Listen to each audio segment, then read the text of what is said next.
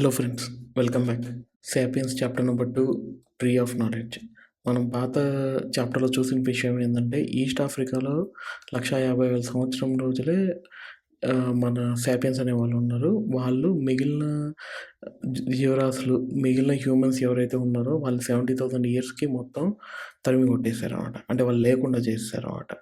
So, ఇవి మనం చూస్తూ ఉంటే అప్పుడున్న సాపియన్స్ ఎవరైతే ఉన్నారో పాతకాలం అంటే 150,000 సంవత్సరాలకి వాళ్ళ బ్రెయిన్ మన బ్రెయిన్ అంతే ఉంటది. కానీ దానివల్ల వాళ్ళకు వచ్చిన అడ్వాంటేజెస్ ఏమీ లేవు. వాళ్ళేం సోఫిస్టికేటెడ్‌గా కాంప్లెక్స్ టూల్స్ ఏం తయారు చేయలేదు. ఆఫ్‌కోర్స్ ఈ చాకులు, కత్తులు చేతిలో పట్టుకొని చేసామట. మనం యాక్చువల్‌గా చూస్తే సాపియన్స్ 70,000 సంవత్సరాల కన్నా ముందర ఒక 1,00,000 సంవత్సరాలప్పుడు నియాండర్‌థాల్స్‌ని మిడిల్ ఈస్ట్‌లో ఉన్న నియాండర్‌థాల్స్‌ని ఎళ్ళేసేసి అక్కడ ప్లేస్‌కి ఎళ్ళాలని చూసారన్నమాట. కానీ వెనక్కొచ్చేసారు. ఏ కారణం చేత వెనక్కొచ్చేసారో మనకు ఎగ్జాక్ట్‌గా తెలీదు. మేబీ అక్కడ క్లైమేట్ తట్టుకోలేకపోయారో, లేకపోతే నియాండర్‌థాల్స్ వాళ్ళని తరిమి కొట్టేసారో మనం చూడాలన్నమాట. సో, నియాండర్‌థాల్స్ అనేది 1,00,000 సంవత్సరాల కిందట దాకా కూడా వాళ్ళే డామినేట్ చేస్తా ఉంటారన్నమాట.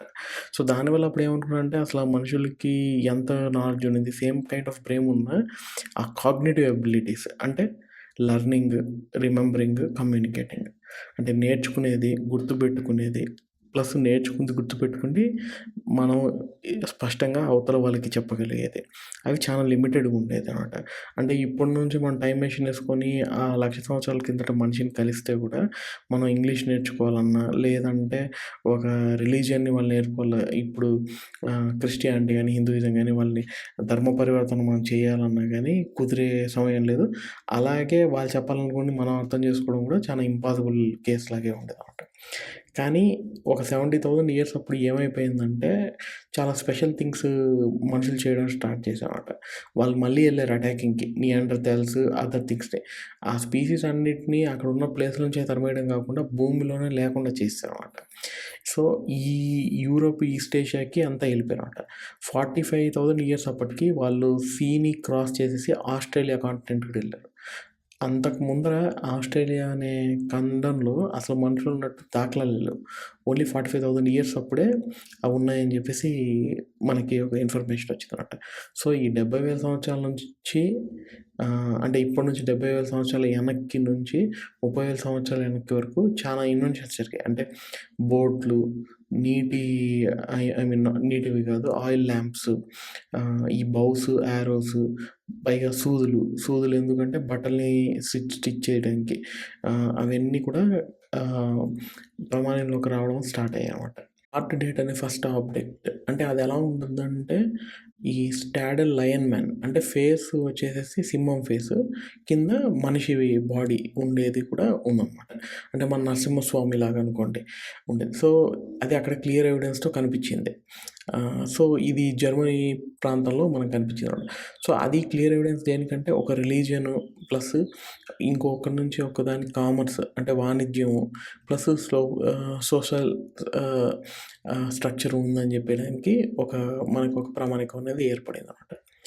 మోస్ట్ ఆఫ్ ద రిసర్చర్స్ ఏం అబ్జర్వ్ చేస్తారంటే, ఈ కాగ్నిటివ్ ఎబిలిటీస్ వల్లనే ఈ ఎవల్యూషన్ అనేది 70,000 సంవత్సరాల నుంచి 30,000 సంవత్సరాలకి జరిగిందని చెప్పేసి నమ్ముతా ఉంటారనమాట. సింహం తల, మానవ శరీరం ఉన్న బొమ్మను ఎవరైతే చెక్కారో ఒక శిల్పంలాగా, అతనితో గనక ఇప్పుడున్న మానవుడెళ్లి మాట్లాడితే మనకున్న విషయాలు అతనికి చెప్పొచ్చు. మనకి ఉన్న స్టోరీస్ అతనికి చెప్పొచ్చు. క్వాంటమ్ ఫిజిక్స్ గురించి ఎక్స్‌ప్లెయిన్ చేయొచ్చు. అతను ప్రపంచాన్ని ఎలా చూస్తాడో అయన్నీ గూడా అతను మనకి షేర్ చేయగలుగుతాడనమాట. ఆ ఎబిలిటీస్ అనేది అంత తక్కువ టైంలో అనేది డెవలప్ అయ్యాయనమాట. కానీ ఈ ఎబిలిటీస్ ఎలా వచ్చాయి? దేనివల్ల ఆ పరివర్తన చెందిందంటే, చాలా మటుకు అనుకునే విషయం ఏందంటే, యాక్సిడెంటల్‌గా జెనెటిక్ మ్యుటేషన్ అనేది జరిగింది. అంటే మన బ్రెయిన్‌లో ఉన్న కనెక్షన్స్ ఎలా ఉన్నాయో, అవి ఇంకొంచెం బెటర్ అవ్వడం వల్ల ఇది జరిగిందని చెప్పి అంటారన్నమాట. సో, దానివల్ల అతను బెటర్‌గా కమ్యూనికేట్ చేయగలిగాడు. ఆ బెటర్‌గా కమ్యూనికేట్ చేయడం వల్ల ఒక కొత్త రకమైన లాంగ్వేజ్ అనేది డెవలప్ అయిపోయిందనమాట. సో, ఈ మ్యూటేషన్ ఏదైతే ఉందో, ఈ పరివర్తన ఏమైతే ఉందో మనం ట్రీ ఆఫ్ నాలెడ్జ్ మ్యూటేషన్ అంటామనమాట. సరే ఇది బానే ఉంది. ఇది ఓన్లీ ఒక సాపియన్స్‌కే ఎందుకు జరిగింది? నియాండర్‌థాల్స్‌కి కూడా జరుగుండొచ్చు కదంటే, ప్యూర్ లక్ వల్ల జరిగింది. ఈ కోఆర్డినేషన్ అని చెప్పేసేసి. ఈ ఎందుకు జరిగింది? దేనివల్ల జరిగింది? అని దీని కాజ్ కన్నా కూడా ఇది జరగడం వల్ల ఏమైంది అనేది మాత్రం చాలా ఎఫెక్ట్స్ అనేటివి క్రియేట్ చేశాయనమాట. యాక్చువల్‌గా మనం చూస్తే ఈ కమ్యూనికేషన్ ఏదైతే ఉందో యానిమల్స్ మధ్య ఎప్పుడూ ఉండేదే. ఇన్సెక్ట్స్ మధ్య గానీ, బీస్ మధ్య గానీ, యాంట్స్ మధ్య గానీ ఎప్పుడు ఈ కమ్యూనికేషన్ అంటే ఫుడ్ ఎక్కడుందని ఒకళ్ళకొకళ్ళు చెప్పుకోవచ్చు. ఇంకోటేందంటే ఈ ఏప్స్, మంకీస్ కూడా వోకల్ లాంగ్వేజ్‌లో చెప్పుకుంటారట. గ్రీన్ మంకీస్ అనే ఒక జాతి ఆఫ్ యానిమల్స్ ఉన్నాయి. జియాలజిస్ట్స్ ఏం ఐడెంటిఫై చేశారంటే, వాళ్ళు జాగ్రత్తగా ఉండేదానికి ఒక వర్డ్ చెప్తారన్నమాట. జాగ్రత్త పైన గద్దొస్తుంది, జాగ్రత్త సింహం వస్తుంది అని చెప్పేసి కొన్ని వోకల్ సౌండ్స్ ద్వారా చెప్పేవన్నమాట. సో, ఇది చెప్తున్నారు మీరు బానే ఉంది. అది ఏ ఊరికే అరుచుకుంటా ఉన్నాయి ఎలా చెప్తున్నారని మనకు చెప్తే, వీళ్ళు చేసిన రీసెర్చ్ ఏందంటే అయి చెప్పేప్పుడు ఆ సౌండ్‌ని రికార్డ్ చేసాయి.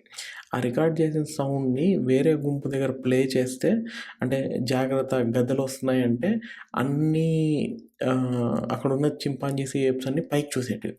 అలాగే జాగ్రత్త సింహం వస్తుంది అనంగానే పారిపోయేసి వెంటనే చెట్లెక్కేసేటివి. సో, దానివల్ల వాళ్ళు అనుకున్న సౌండ్‌కి అది సింహమా, ఈగలా, జాగ్రత్త అనే విషయము వాటిని హైలైట్ చేయగలిగాయనమాట. ఇలాంటివి చానా జీవరాశుల్లో ఉన్నాయి మామూలే. అలాగే మనిషి కూడా అంతవరకు కమ్యూనికేట్ చేయగలిగేవారు కానీ ఉండేది. యాక్చువల్లీ ఇంకా చెప్పాలంటే ప్యారట్ ఉంది. ప్యారట్ అయితే ఒక ఆల్బర్ట్ ఐన్‌స్టీన్ ఏవైతే మాట్లాడగలుగుతాడో అయన్నీ కూడా మిమిక్ చేసి సౌండ్ చేయగలదు. అవే కాకుండా ఫోర్ రింగ్ అయ్యేది, డోరు పడితే ఎలా ఉండేది, సైరన్ రింగ్ అయ్యేటి అయన్నీ కూడా క్రియేట్ చేయగలదు. అంటే ఒక మనిషి అయన్నీ మనం చేయలేం కదా!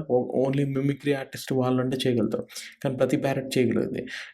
కానీ ప్యారట్ అన్ని సౌండ్ జనరేట్ చేయగలిగినా మనిషికి లాంగ్వేజ్ వల్ల వచ్చిన అడ్వాంటేజ్ ఏంది? ఎందుకు అంత స్పెషల్ అయిందంటే దానికేందంటే మన లాంగ్వేజ్ అనేది చాలా ఫ్లెక్సిబుల్‌గా ఉండిందనమాట. సో, సపుల్ అనే వర్డ్ యూజ్ చేశారు ఇక్కడ. సో, అంటే అంటే కొన్ని లిమిటెడ్ వర్డ్స్, సైన్స్, సౌండ్స్ ఉపయోగించేసి మనం ఇన్‌ఫైనైట్ సెంటెన్సెస్‌ని ఫార్మ్ చేయగలం. సెంటెన్సెస్‌ని, పారాగ్రాఫ్‌ని మనం ఫార్మ్ చేయగలుగుతామన్నమాట. వాడే వర్డ్స్ తక్కువున్నా గానీ వొకాబులరీలో వాటిని ముందరికి, వెనక్కి డిఫరెంట్ కాంబినేషన్‌లో మనం వాడడం వల్ల మనం డిఫరెంట్ థింగ్స్ చేసి చేయగలుగుతామన్నమాట. సో, దానివల్ల ఏమైపోయిందంటే ఈ ఒక్కొక్క సెంటెన్స్‌కి సేమ్ రకమైన వర్డ్స్ ఉన్నా గానీ డిఫరెంట్ మీనింగ్స్ అనేవి క్రియేట్ అవుతాయి. ఇది మనకు అరిగించుకోవడానికి లేదా జ్ఞాపకం పెట్టుకోవడానికి లేదా ముందరికి కమ్యూనికేట్ చేయడానికి లాట్ ఆఫ్ ఇన్ఫర్మేషన్‌ని మన చుట్టుపక్కల జరిగేవన్నీ చేయడానికి హెల్ప్ అవుతుందన్నమాట. మనం చూసాం కదా! మంకీ వచ్చేసి జాగ్రత్త సింహం వస్తుందంటది. కానీ ఒక మోడర్న్ హ్యూమన్ ఏం చెప్పగలుగుతాడు? ఇప్పుడే ఈ దారెంబట సింహం పరిగెత్తుకుంటా ఒక జింకల గుంపుని వేటాడుతూ వెళ్ళింది. ఈ పలానా డైరెక్షన్‌లో వెళ్ళింది అనేది ఎగ్జాక్ట్ లొకేషన్‌తో చెప్పగలుగుతాడు. అలాగే ఆ ఇన్ఫర్మేషన్‌ని వాళ్ళ చుట్టుపక్కలోళ్ళకి ఎక్స్‌ప్రెస్ చేసేసి వాళ్ళు ఇప్పుడేం చేయాలి? మనం నదిలోకి వెళ్ళిపోవాలా? లేకపోతే సింహంని పట్టుకునేసి ఆ జింకల్ని కాపాడాలా? లేదా మనం పారిపోవాలని డిస్కషన్ కూడా చేయగలుగుతారనమాట. సో, ఈ లాంగ్వేజ్ అనేది ఇంత కాంక్రీట్‌గా సింపుల్ వర్డ్స్ నుంచి ఎలా ఎవాల్వ్ అయింది? ఎలా చేయగలిగింది? మిగిలిన జంతువులు కూడా మాట్లాడుతున్నాయి కదా! వాటికెందుకు ఎవాల్వ్ ఒకటైతే మన డీఎన్ఏ వల్ల అయిందని చెప్పి చూసాం. ఇంకోటి అది ఎందుకు బాగా రిఫైన్ అయిందనే పాయింట్ మనం చూసుకుంటా ఉంటే మనుషులు ప్రపంచం గురించి ఇన్ఫర్మేషన్ అనేది షేర్ చేస్తారు చూసారట. కానీ ఆ ఇన్ఫర్మేషన్‌లో కూడా మోస్ట్ ఇంపార్టెంట్ థింగ్స్ ఏంటంటే హ్యూమన్ గురించి మాట్లాడటం చేశారన్నమాట. మన లాంగ్వేజ్ అనేది ఎవాల్వ్ అవ్వడానికి మేజర్ కారణం అనేది గాసిపింగ్. అంటే ఈ రూమర్స్, కబుర్లు చెప్పుకోవడం వల్లే ఉండింది.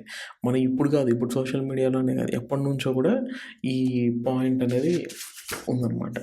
సో, హోమో సాపియన్స్ ఏందంటే సోషల్ యానిమల్స్. అంటే అందరితో కలిసి గుంపులో ఉంటారు. ఒకళ్ళతో ఒకళ్ళు వాళ్ళ బతకడానికి లేకపోతే రీప్రొడక్షన్ చేయడానికి ఉండేవన్నమాట. సో, ఈ ఇండివిడ్యువల్ వుమెన్ వాళ్ళ గురించి తెలుసుకునేది అంటే లయన్స్, బైసన్స్ ఎక్కడి దాకా ఉన్నాయో అంతవరకు తెలుసుకున్నారు. కానీ మెయిన్ థింగ్ వాళ్ళేందంటే వాళ్ళ గుంపులో ఉన్న వాటిలో ఏ మనిషి ఎలాంటోడు, ఎవరితో పడుకున్నాడు, ఎవరిని చీట్ చేశాడు, ఎవరికి కోపం ఎక్కువ, ఎవరి మధ్య గొడవ జరిగింది అనే దాన్ని తెలుసుకునేదానికి చాలా ఇంట్రెస్ట్ ఉండిందనమాట. సో, ఇప్పుడు మనం చూసుకుంటే ఒక గుంపులో 50 మంది ఉన్నారనుకోండి. ఒకళ్ళతో ఒకళ్ళకి ఎంత రిలేషన్‌షిప్ అనేది చూస్తే ఒక 1000, 200 కాంబినేషన్స్ అనేటివి మనకొస్తాయి. ప్లస్ దాంట్లో నుంచి ఇంకా చాలా కాంప్లెక్స్ స్ట్రక్చర్స్ ఉంటాయి. ఈ ఏప్స్, చింపాంజీస్ కూడా అలాంటి ఇన్ఫర్మేషన్ చేయాలని చెప్పి చూస్తుంది. కానీ వాళ్ళకి గాసిపింగ్ చేసేంత ఎబిలిటీ లేకపోయింది. నియాండర్ థాల్స్, ఈ పాత హోమోసేపియన్స్ కూడా ఈ ట్రై చేశారు గానీ, అంత ఎబిలిటీ అనేది లేకుండా పోయింది. ఎప్పుడైతే ఈ జెనెటిక్ మ్యుటేషన్ జరిగిందో, ఆ కాగ్నిటివ్ స్కిల్స్‌లో అంటే రిలయబుల్ ఇన్ఫర్మేషన్ ఎవరిని మనం నమ్మొచ్చు, ఎవరిని నమ్మకూడదు అనే పాయింట్స్ ఇవన్నీ కూడా సోఫిస్టికేటెడ్‌గా తయారయ్యాయి. ఈ గాసిప్ థియరీ అనేది మనకి జోక్‌లా కనిపించొచ్చు. కానీ చాలా థింగ్స్ ఏం చెప్పేదేంటంటే, ఈ ఇప్పుడున్న కమ్యూనికేషన్‌కి అంటే ఈమెయిల్స్‌లో, ఫోన్స్‌లో, న్యూస్ పేపర్స్‌లో చూస్తే మోస్ట్ ఆఫ్ ద టైమ్ గాసిప్పే ఉంటది. మనం జస్ట్ ఏం లేదు. ఒక యూట్యూబో, సోషల్ మీడియా యూజ్ చేస్తే సమంతకి, నాగ చైతన్య ఎందుకు విడిపోయారు? లేకపోతే పలానా సెలబ్రిటీస్ మధ్య ఈ గొడవ ఎందుకు జరిగింది? ఒక పొలిటీషియన్‌కి ఎంతమంది అఫైర్స్ ఉన్నాయి? లేకపోతే లేదా ఇయ్యే ఎప్పుడూ జరుగుతా ఉంటాయన్నమాట. సో, మనం ఏమనుకుంటాం ఒకవేళ కాలేజీలో వాళ్ళు ఉన్న హిస్టరీ ప్రొఫెసర్స్ వాళ్ళంతా ఏంటి వరల్డ్ వార్ ఏం జరిగిందని లంచ్ టైమ్‌లో డిస్కస్ చేసుకుంటారా? లేకపోతే టెక్నాలజీస్ ఏం చేసుకుంటారు? వాళ్ళు వాళ్ళ గురించే మాట్లాడుకుంటా ఉంటారనమాట. వీళ్ళు ఇతను ఎవరితో గొడవ పడ్డాడు? లేకపోతే ఇతనేమన్నా తప్పు చేశాడా? లేకపోతే ఈ ఈ ఈ రూమర్స్, ఈ క్వారల్స్, ఈ గాసిప్ ఇదే ఉండింది. ఇదే యాక్చువల్‌గా మనిషికి ఫోర్త్ ఎస్టేట్ అంటే న్యూస్ పేపర్ లాంటిదనమాట. ఇది కరెక్ట్‌గా వాళ్ళని ప్రొటెక్ట్ చేయడానికి ఈ మనిషి అనేది ఈ గాసిప్స్‌నే బాగా వాడుకున్నాడనమాట. ఈ మెయిన్ యూనిక్ ఫీచర్ మనకున్న లాంగ్వేజ్‌లో ఏందంటే, ఈ ఎబిలిటీ టు ట్రాన్స్మిట్ ఇన్ఫర్మేషన్ అంటే మనిషి గురించి కానీ, లైన్ గురించి అనేది కాదు. లేనిది సృష్టించి చెప్పడం అనేది ఉందనమాట. అది అసలు ఈ టోటలీ ట్రెమెండస్ చేంజ్ కింద మనకి రావడం అనేది స్టార్ట్ చేసిందనమాట. మనం ఏమనుకుంటాం అంటే, ఎప్పుడు మనం చూడంది చేయని ఎంటిటీస్ గురించి మనం ఎక్కువ మాట్లాడుకుంటూ ఉంటాం.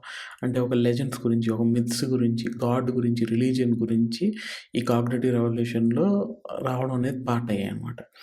దాన్ని గట్టిగా నమ్మడము అనేది జరిగిద్దనమాట. సో, మామూలుగా ఏందంటే జాగ్రత్త ఇక్కడ ఒక లయన్ ఉంది అని చెప్పేదానికి మనుషులు ఎలా మాట్లాడగలంటే లయన్ యొక్క ఆత్మ అనేది మన గుంపుని కాపాడుతా ఉంది. మన ట్రైబ్ యొక్క గుంపుని లయన్ అనే ఆత్మ కాపాడుతూ ఉంది అనే ఫిక్షన్ స్టోరీస్ అనేది క్రియేట్ చేయడం అనేది లాంగ్వేజ్‌లో ఒక యూనిక్ ఎబిలిటీని తీసుకొచ్చింది. ఈ హోమోసాపియన్స్ ఏవైతే ఎగ్జిస్టెన్స్‌లో లేవో వాటి గురించి మాట్లాడుతున్నాడు బానే ఉంది. ఇంపాసిబుల్ థింగ్స్ అన్నిటి గురించి వాటి గురించి చెప్పి నమ్మించి కన్విన్స్ చేయగలుగుతారు. కానీ ఇప్పుడు మీరు ఒక కోతిని నువ్వు అరటిపండు ఇప్పుడు తినొద్దు. నాకు అరటిపండు నాకు ఇచ్చేసేయి. నీకు పుణ్యం వస్తది. నువ్వు చనిపోయిన తర్వాత నీకు స్వర్గంలో కొన్ని లక్షల అరటిపళ్ళు ఉంటాయంటే మీరు నమ్మించి చెప్పగలరా?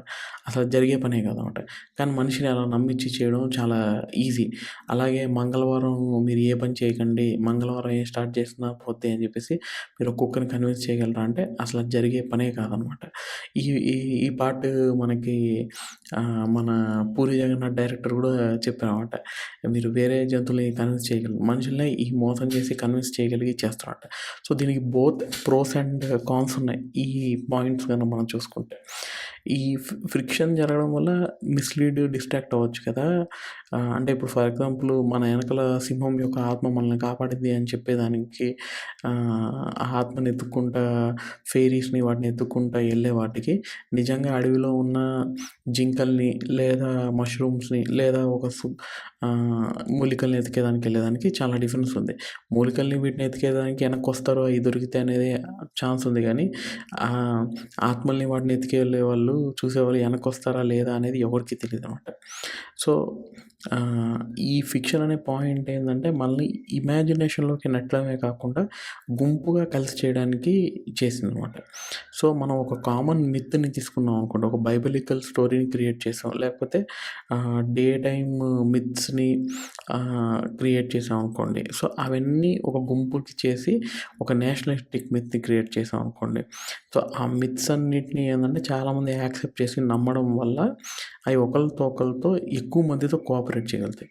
మామూలుగా జంతువుల గుంపులో కూడా అలాంటి చిన్న కమ్యూనికేషన్ ఉంటుంది. కాకపోతే ఏందంటే అవి ఒక 50 జంతువుల దాకే ఒక గుంపు ఫార్మ్ చేస్తాయి. అంతకన్నా ఎక్కువైపోతే వాటిలోని తగాదాలైపోయి ఒక కొత్త గుంపు ఫార్మ్ అవ్వడం అనేది స్టార్ట్ అయిపోద్ది. అలాగే వాటిల్లో కూడా ఒక ఆల్ఫా మేల్ అనేది జంతువు ఉంటుంది. అది మిగిలిన జంతువులన్నిటితో మంచిగా ఉండి వాళ్ళ మధ్య గొడవలు వస్తే ప్రాబ్లమ్ సాల్వ్ చేసి వాళ్ళందరినీ హగ్ చేసుకొని ఎక్కువ టైం స్పెండ్ చేస్తా, పిల్లలకి ముద్దులు పెడతా. అంటే ఇప్పుడు మన పొలిటీషియన్స్ ఏవైతే చేస్తారో సేమ్ అలాగే ఏప్స్‌లో కూడా ఏమి తేడా లేవు. అన్నీ కూడా అలాగే చేస్తాయి. ఇప్పుడు ఈ చేసే బిహేవియర్ ఏదైతే డెవలప్‌మెంట్ అయిందో ఇదంతా మనం ఇంప్రూవ్డ్ సోషల్ స్ట్రక్చర్ అనుకుంటాం. కాదు, అది ఇయన్నీ కూడా మిగిలిన వాటి కానీ ఒక డిఫరెంట్ లెవెల్‌లో ఎవాల్వ్ అయ్యాయి. డిఫరెంట్ కాంప్లెక్స్ స్ట్రక్చర్స్ ఫార్మ్ అయ్యాయి. కానీ అవి 50 దాకా లిమిట్ అయిపోయి ఉంటాయి. ఒక చింపాంజీ గుంపు, ఇంకో చింపాంజీ గుంపు ఇద్దరు కలిసి ఎప్పటికీ పని చేయలేవు. వాటిలో ఉన్న 50 మంది వాటిని మాత్రమే బాగా నమ్మకంగా ఉండి ఒకరికొకరు హెల్ప్ చేసుకుంటా అలా ఉంటాయి.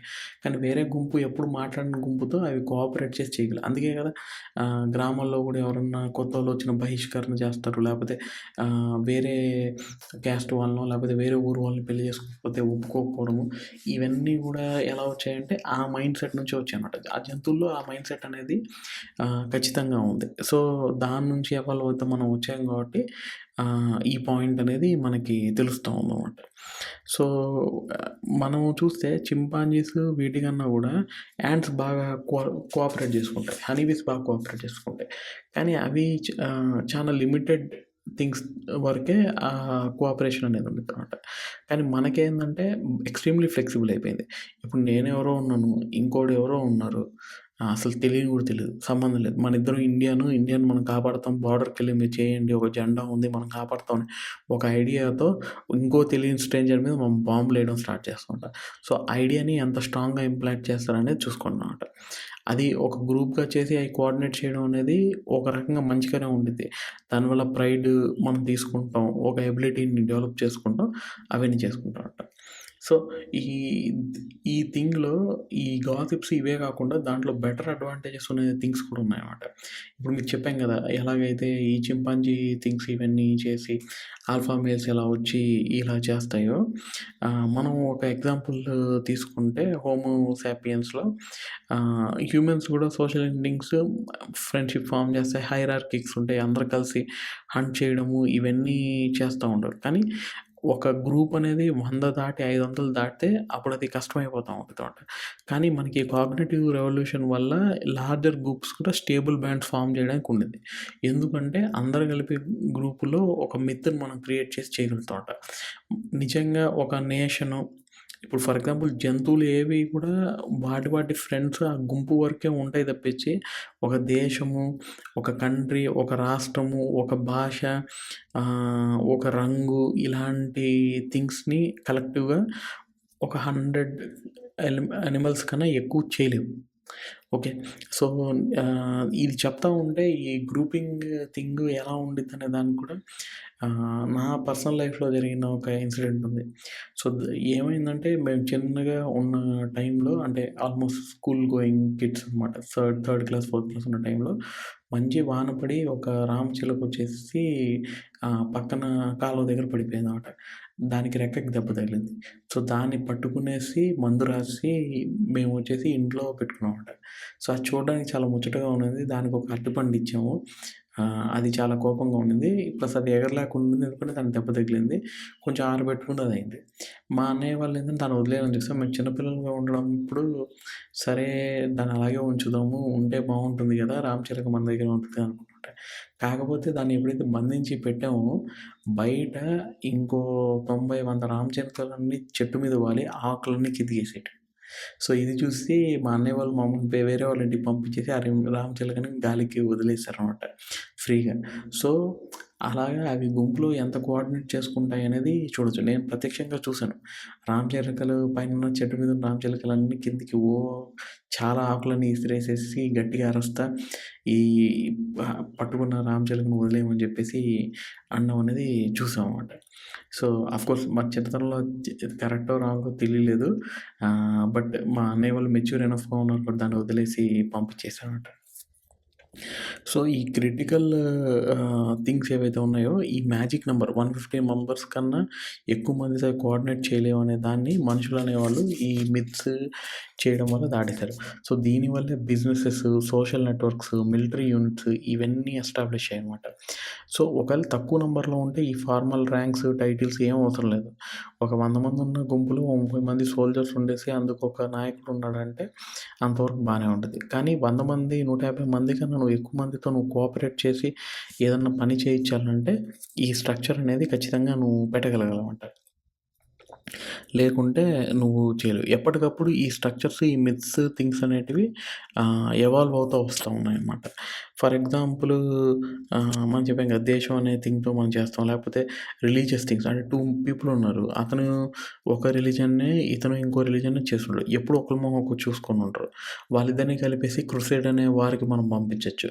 "ఏయ్! ఈళ్ళు మన మతం మీదకి వస్తున్నారు. మన మతం ప్రమాదంలో ఉంది. మనం ఎట్లైనా దీన్ని కాపాడాలి" అనే థింగ్‌ని మనం బ్రెయిన్ వాష్ చేసి వీళ్ళని తీసుకెళ్ళగలచ్చనమాట.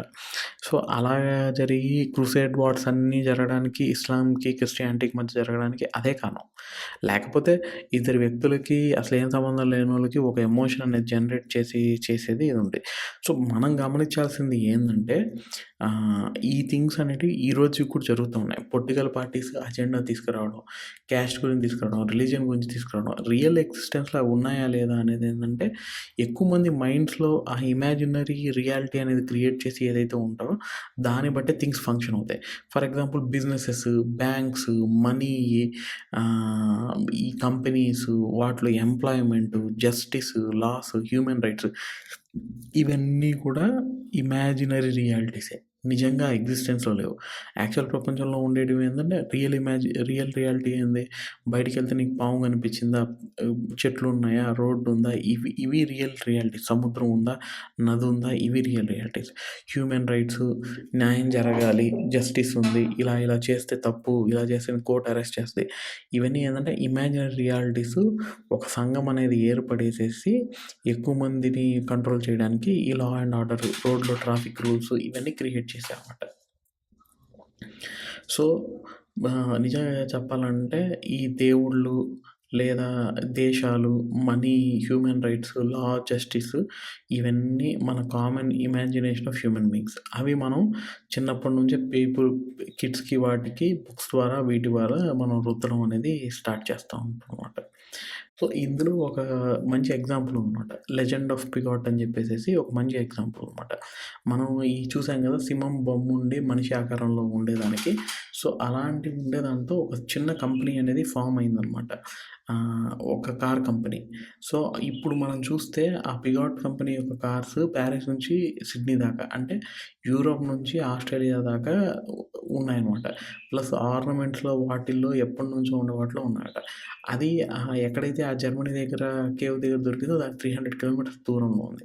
ఇప్పుడు దాంట్లో చూస్తే 2,00,000 పీపుల్ అనేవాళ్ళు వరల్డ్ వైడ్ ఎంప్లాయీస్ కింద ఉన్నారు. 2,00,000 పీపుల్ వాళ్ళకి ఒకళ్ళకొకళ్ళు తెలుసా అంటే తెలీదు. ఒక 10,000 మంది ఉన్న కంపెనీలో ఇద్దరు వర్క్ చేస్తుంటే, "ఓహ్! మీరు అదేనా? మీరు అక్కడేనా వర్క్ చేసేది? మీరెక్కడ ఏ బిల్డింగ్, ఈ బిల్డింగ్" అనుకుంటారు తప్పించి, వాళ్ళు యాదృచ్చికంగా చేయడం తప్పించి ఎవరికి ఎవరు పరిచయం ఉండరు. అయినా గాని వాళ్ళు ఒకళ్ళకొకళ్ళు కోఆపరేట్ చేసి చేయగలుగుతారు. ఏందంటే ఒక బ్రాండ్ అనేది క్రియేట్ చేశారు. అది వచ్చేసేసి 15,00,000 ఆటోమొబైల్స్, కార్స్‌లను తయారు చేసింది. ఒక $55 బిలియన్ రెవెన్యూని తయారు చేసింది. సో, ఇవన్నీ ఉన్నాయి. సో, ఇప్పుడు మనం ఫర్ ఎగ్జాంపుల్ ఈ కంపెనీ అనేది ఉందంటున్నాం కదా! అసలు ఏం ఎగ్జిస్ట్ అయినట్టు? ఏమున్నట్టు? వెహికల్సా ఉన్నాయి. ఆబ్వియస్‌లీ మనకు కనిపిస్తా ఉన్నాయి. కానీ వెహికల్స్ వచ్చారు. కానీ కంపెనీ అనేది ఏంటి? నిజంగా చెప్పాలంటే ఒక ఐడియా. బేసిక్‌గా సో, ఆ ఐడియాని అందరూ నమ్ముతున్నారు. ఆ ఐడియా నమ్మిన దాన్ని బట్టి ఎంతమంది ఎంప్లాయబుల్‌గా ఉన్నారు.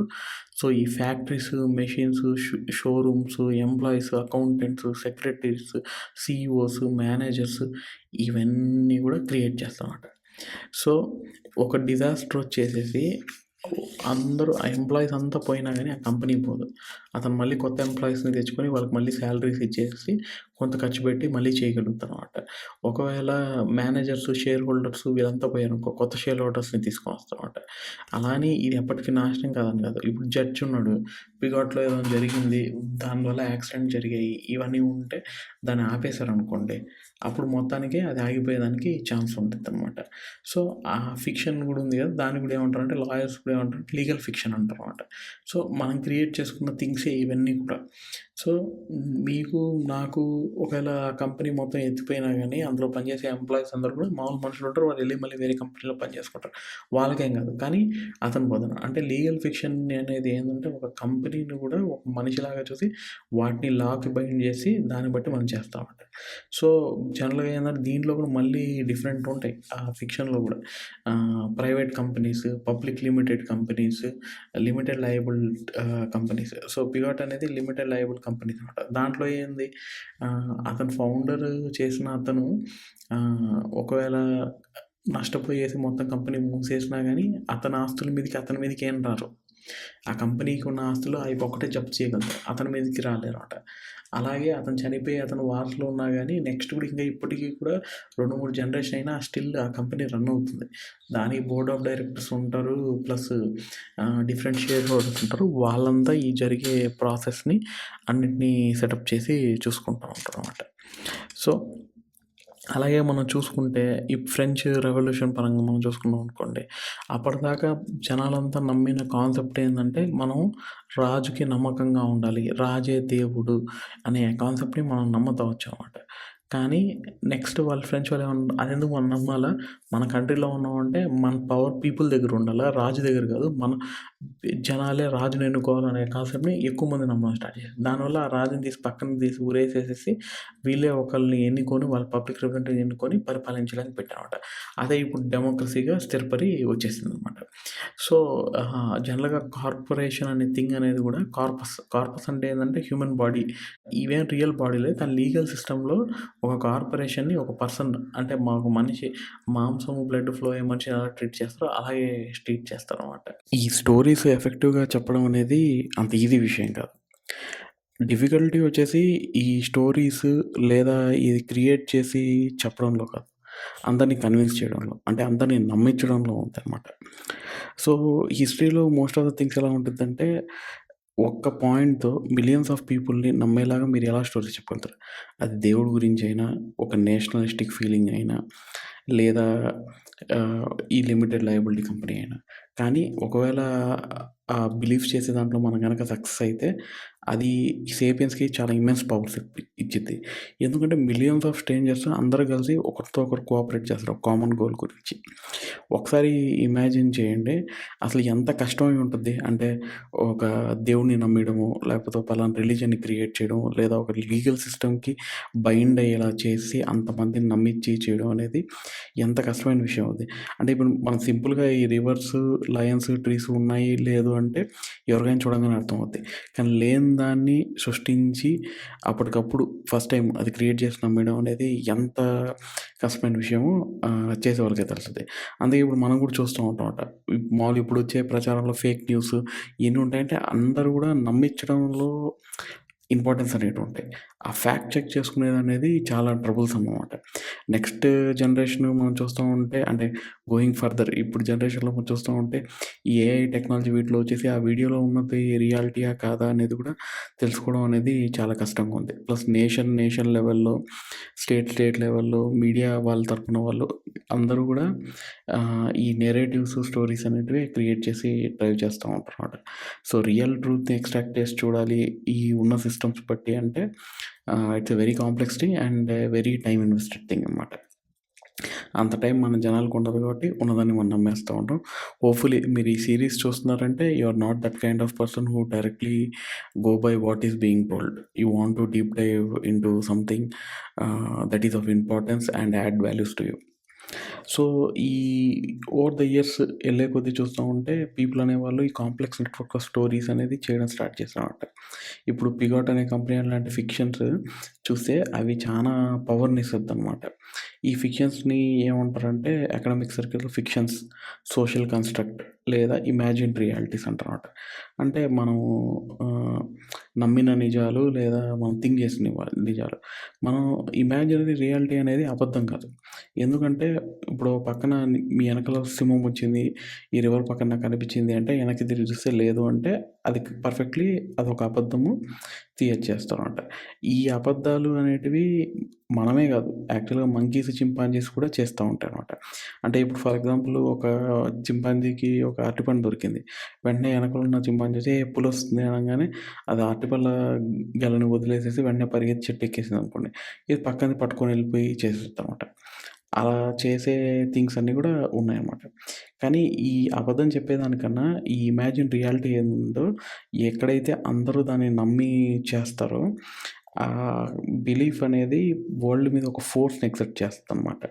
ఇప్పుడు ఫర్ ఎగ్జాంపుల్ మనం చదివాము స్టాడల్ కేవ్‌లో దొరికిన స్కల్ప్చర్ ఎవరైతే ఉన్నాడో అతను దేవుడిని లయన్ మ్యాన్ అనే అతన్ని ఒక స్పిరిట్ గార్డియన్ కింద ఎంతగా నమ్మితే అతను విగ్రహాన్ని చెక్కగలుగుతాడు. అతని ఇమాజినేటివ్ పవర్ ఎలా ఉంటే అది క్రియేట్ చేసి చేయగలుగుతాడనేది మనకొస్తా ఉందనమాట.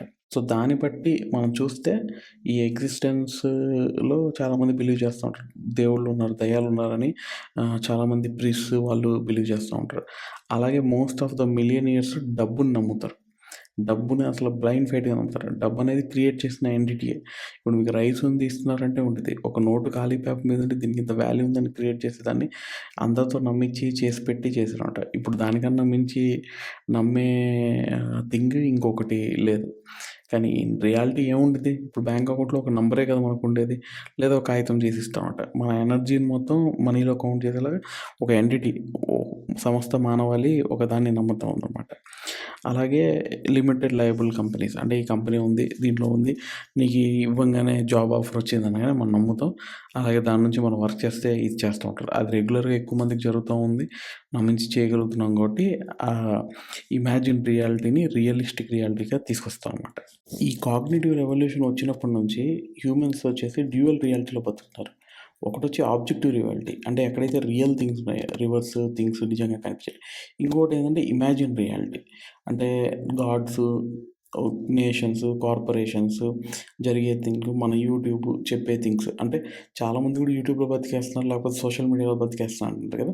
సో, ఇట్స్ వర్చువల్ రియాలిటీ మనం క్రియేట్ చేసింది. సో, అలాగే మిగిలిన థింగ్స్ అన్నీ కూడా రియల్ వరల్డ్‌లో ఉన్న ఆన్ పేపర్ మీద మనం ఏవైతే మైండ్‌లో థియరీస్ ఫార్మాట్ చేసి అయన్నీ బ్రెయిన్ వాష్ చేసి తీసుకెళ్తారో దాన్ని బట్టే మొత్తం వరల్డ్ కోర్స్ అనేది నమ్మడం అనేది జరుగుద్ది. ఫర్ ఎగ్జాంపుల్ క్రిస్టియానిటీ అంటే యూఎస్ అలాంటి కంట్రీస్ ఏందంటే డెమోక్రసీ మీద స్ట్రెస్ చేసి ఆ ఫిలాసఫీని నమ్ముతూ ఉంటారు. కానీ ఆఫ్ఘనిస్తాన్‌లో ఉన్న తాలిబాన్‌లకి అదేమీ పట్టదు. వాళ్ళు అనుకున్నదే నిజము. సో, వాళ్ళని ప్రేమించాలి అంటే మేబీ ఇలా చేసేదాన్ననేది నమ్మిచ్చి చేస్తారనమాట. మామూలుగా హ్యూమన్ బీయింగ్స్ కానీ ఏ జీవరాశులైనా ఎవాల్వ్ అవ్వాలి అంటే చాలా టైం పట్టుద్ది. నేచర్‌లో వాటి డీఎన్ఏ స్ట్రక్చర్‌లో అక్కడున్న వాతావరణము, పరిమాణం బట్టి లేకపోతే సోషల్ స్ట్రక్చరు, వాటి లివింగ్, వాటికున్న థ్రెట్స్ బట్టి ఓవర్ ద ఏజెస్ ఆ చేంజెస్ అనేవి జరుగుతాయి. ఫర్ ఎగ్జాంపుల్ హోమో ఎరెక్టస్ అనే స్పీసీస్ 2 మిలియన్ ఇయర్స్ ఎగో జెనెటికల్‌గా మ్యుటేషన్ జరిగి ఆస్ట్రలోపిథెకస్ అనే మన యాన్సిస్టర్ జీన్ నుంచి వీళ్ళొచ్చారు. ఎమర్జ్ అయ్యి వచ్చారని చెప్పి మనం చూస్తాం అన్నమాట. వాళ్ళు స్టోన్స్, టూల్స్ అయన్నీ తయారు చేశారు. సో, దానికి అది ఉండేదన్నమాట. కానీ ఆ ఎరెక్టస్ అనేది చాలా ఏళ్ళ వరకు 2 మిలియన్ ఇయర్స్ దాకా పెద్ద చేంజ్ ఏం రాలేదు. కానీ ఎప్పుడైతే ఈ 70,000 ఇయర్స్ అప్పుడు కాగ్నిటివ్ రెవల్యూషన్ ఎప్పుడైతే మొదలైందో, ఎప్పుడైతే మనిషి థింక్ చేయడము ప్లస్ ఈ లాంగ్వేజ్ ఎప్పుడైతే డెవలప్ అయ్యాయో, వాళ్ళు ఫాస్ట్‌గా ట్రాన్స్‌మిట్ చేయడం స్టార్ట్ చేశారు. సో, ఈ జీనోమ్‌లో మనిషి డీఎన్ఏలో చేంజ్ అనేదాన్ని వాళ్ళు స్కిప్ చేసి, లెర్నింగ్ ఎబిలిటీతో ఉన్న బ్రెయిన్‌ని వాడుకొని చేయగలిగేలాగా చేశారనమాట. ఫర్ ఎగ్జాంపుల్ మామూలుగా మనం చూసామనుకోండి, చాలామంది ఏందంటే చైల్డ్‌లెస్ ఎలైట్స్ ఉంటారనమాట. అంటే ఏదన్నా మత పెద్దలు ఏమన్నా ఉన్నారు, లేకపోతే పెద్ద పెద్ద ఆర్గనైజేషన్ సంస్థలు రన్ చేసేవాళ్ళు. వాళ్ళ పెద్దలు దాంట్లో చెప్పిన పాయింట్ ఏంటంటే వాళ్ళు పిల్లల్ని కనకూడదు. ఇప్పుడు ప్రీస్ట్ ఉన్నాడు. పోప్ అనే అతను సంసారం చేయకూడదు, పిల్లల్ని కనకూడదు, చైల్డ్ అప్‌బ్రింగింగ్ అనేది చేయకూడదు. అలా ఉన్న అతనికే పోప్ అనే క్రెడిట్ అనేది ఇస్తా ఉంటారనమాట. ఎందుకు అలా చేస్తారంటే ఓకే.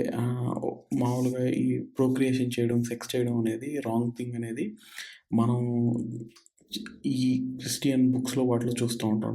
మనిషి అపవిత్రంగా ఉంటాడు. దేవుడు వచ్చేసి రక్తంతో వీళ్ళని కడిగాడు అనే థియరీని వాళ్ళు పెట్టుకొని వెళ్ళడం వల్ల ఇది రాంగ్ థింగ్ అని చేయడం వల్ల సో, మిగిలిన జనం మామూలుగా రాంగ్ థింగ్ చేస్తుంటారు. ప్రత్యాయత్వం కోసం చర్చిలకి వీటికి వస్తూ ఉంటారు.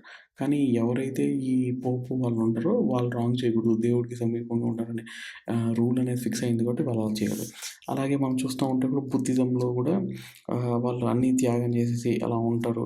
ఇంకోటి చైనీస్‌లో కూడా కొన్ని బ్యూరోక్రాట్స్ ఏందంటే వాళ్ళు సంసారం చేయకుండా ఉంటారన్నమాట. కానీ అదే థింగ్ మనం చింపాంజీలో చూసామనుకోండి. చింపాంజీలో హెడ్ ఉన్నతను ఆల్ఫా మేల్ కింద ఉంటారన్నమాట. వాళ్ళకి అలాంటి రూల్ ఉండదు. నేచర్ ఏం చేస్తది చెప్పద్ది అంటే మోస్ట్‌లీ నువ్వు ఎక్కువ ప్రొక్రియేట్ చేయాలనే చెప్పొద్దనమాట. సో, మనకు ఉండే ఫీలింగ్స్ లేకపోతే ఆహ్, ఎక్కువ అట్రాక్షను ఇవన్నీ గూడా ఏందంటే బాడీలో ఇన్‌స్టింక్ట్స్. అది డీఎన్ఏలో తరతరాలుగా పాతుకుపోయిన థింగ్స్ అనమాట. సో, దాని నుంచి వచ్చిన పార్ట్సే ఇవి. So, main Catholic alpha male మాత్రం అంటే పోప్ అనే అతను మాత్రం సెక్షువల్ ఇంటర్‌కోర్స్, చైల్డ్ కేర్ నుంచి అబ్‌స్టైన్ అయిపోయాడు. కానీ ఆల్ఫా మేల్ ఎవరైతే చింపాంజీ వాళ్ళకుంటారో వాళ్ళు వాళ్ళ తెగలో ఉన్న ఏ అమ్మాయినితో అయినా వాళ్ళు సంభోగం చేసేసి పిల్లల్ని కనొచ్చు. And that is a encouraged thing as per nature and as per the biological law కూడా అనమాట. జనరల్‌గా ఈ ప్యాటర్న్స్ ఏవైతే ఉన్నాయో అంటే బయోలాజికల్ ప్యాటర్న్స్ ఏవి ఉన్నాయో పాత ancient human being tens and thousands of years అలాగే ఉన్నాయన్నమాట.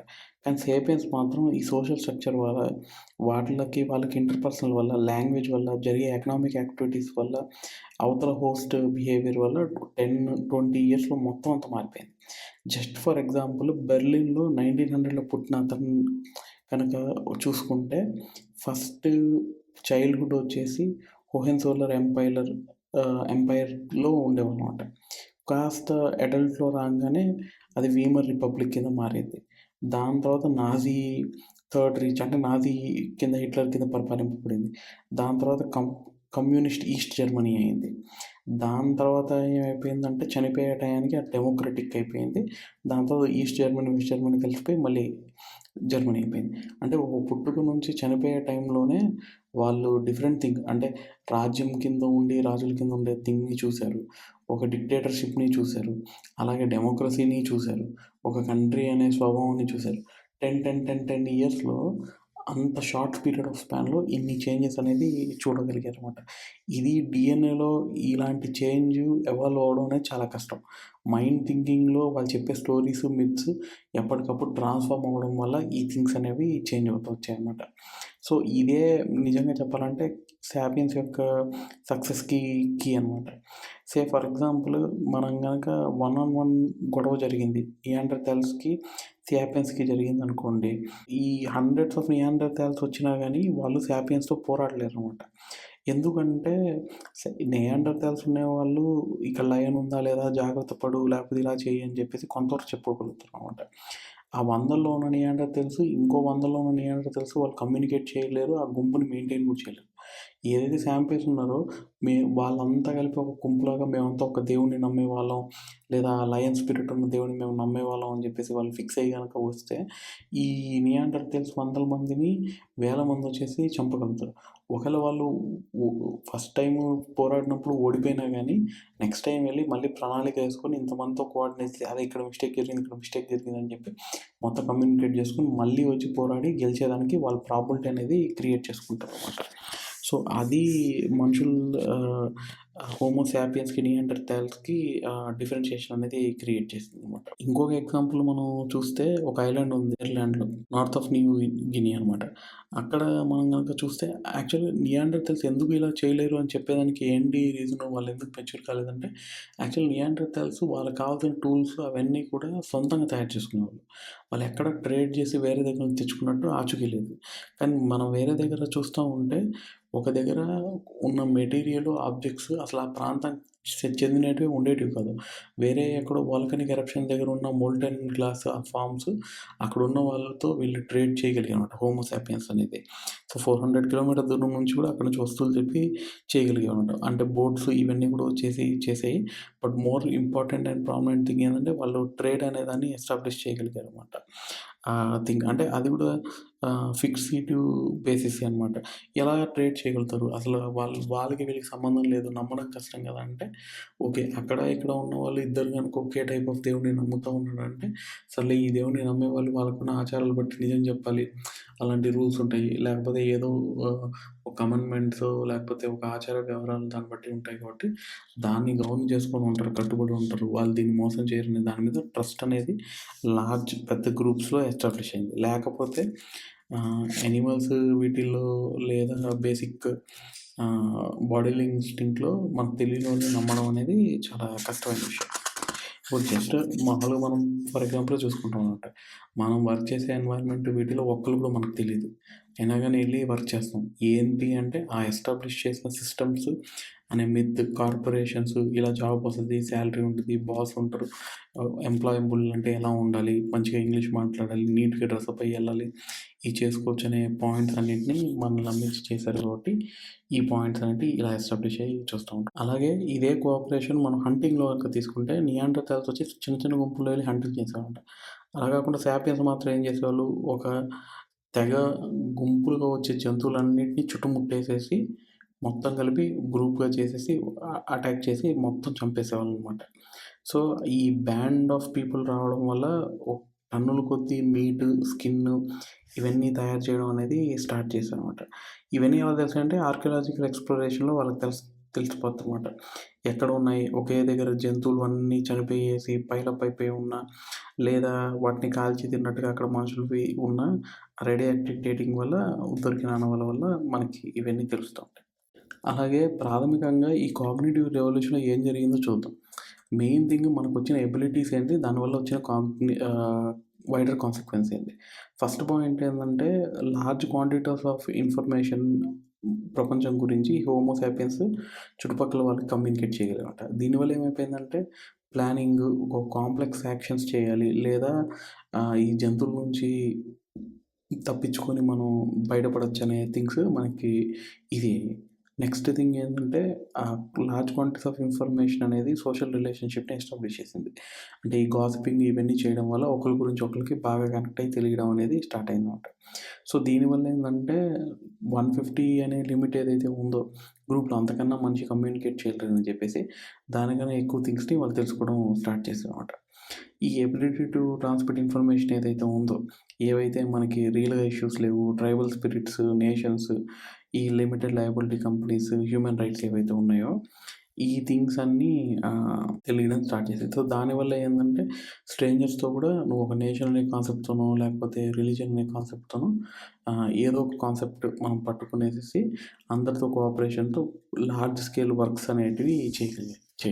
ఇప్పుడు ఫర్ ఎగ్జాంపుల్ పిరమిడ్స్ ఉన్నాయి. అయి కట్టాలంటే ఎవరొచ్చి ఊరికే వచ్చి కడతారు. దేవుడున్నాడు, దేవుడికి ఒక గుడి కడుతున్నాం, లేకపోతే కింగ్డమ్ అనేది ఇంపార్టెంట్, రాజే ప్రస్తుతం ఇలా చేస్తే పుణ్యం వస్తది. ఏదో ఒక పాయింట్ పెట్టుకొని అలాంటి పెద్దవి చేస్తున్నాడు. అదనే కాదు పెద్ద పెద్ద టెంపుల్స్ మన ఇండియాలో ఉండేది యాంకోర్ వాట్ టెంపుల్, ఒక వందల కిలోమీటర్లు స్ప్రెడ్ అయిన టెంపుల్స్ అయన్నీ చూస్తే కూడా అదే థింగ్స్ అనమాట. ఇంకో మెయిన్ థింగ్ మనం చూస్తే హిస్టరీ అండ్ బయాలజీ. ఈ ఇమాజిన్డ్ రియాలిటీస్ ఏవైతే ఉన్నాయో అవే థింగ్స్ అనేటివి ఆ కల్చర్ మీద నుంచి ఫార్మ్ అయ్యి ఈ ఆల్టరేషన్స్ ఇన్ హిస్టరీకి దారితీసాయన్నమాట. సో, ఎక్కడైతే హిస్టరీ స్టార్ట్ అయిందో మనము బయాలజీ ఎవల్యూషన్‌కి ఇండిపెండెంట్‌గా మనిషి అనేవాడు గ్రో అవ్వడం అనేది ఫిజికల్‌గా మనం ఎమోషన్స్ ప్లస్ మనకున్న కాగ్నిటివ్ ఎబిలిటీస్ అనేవి మన డీఎన్ఏ నుంచి షేప్ చేయబడ్డాయి. కానీ దానికి బియాండ్‌గా మనం బ్రెయిన్ వాడి మనం చెప్పే స్టోరీస్ ఇవన్నీ చేయడం వల్ల ఎంతో ముందరికి మనం ఎళ్ళగలిగామనమాట. సో, ఇది మొత్తానికి చూస్తే ఈ ఈ చాప్టర్ యొక్క ఇంపార్టెంట్ థింగ్. సో, నెక్స్ట్ చాప్టర్‌లో అసలు ఈ కాగ్నిటివ్ రెవల్యూషన్‌కి, అగ్రికల్చర్ రెవల్యూషన్ మధ్య మనిషి ఎలా ఉండేవాడు? పొద్దున్న లేసినప్పటి నుంచి ఏం చేసేవాడు? బ్రేక్‌ఫాస్ట్‌కి ఏం తినేవాడు? అప్పటి కాలంలో సొసైటీస్ ఎలా ఉండేటివి? ఏకపత్ని వ్రతులు శ్రీరామచంద్రులాగా ఒకళ్ళనే పెళ్లి చేసుకొని ఉండేవాళ్ళా? వాళ్ళకున్న మోరల్ యాస్పెక్ట్స్ ఏంది? వాళ్ళ స్పోర్ట్ కాంటెస్ట్ ఏంది? రిలీజియస్ రిచువల్స్ ఎలా ఉండేటివి? వాళ్ళు యుద్ధాలు ఏమన్నా చేసేవాళ్ళా అనేటివి మనము నెక్స్ట్ చాప్టర్‌లో చూద్దాం. Thank you.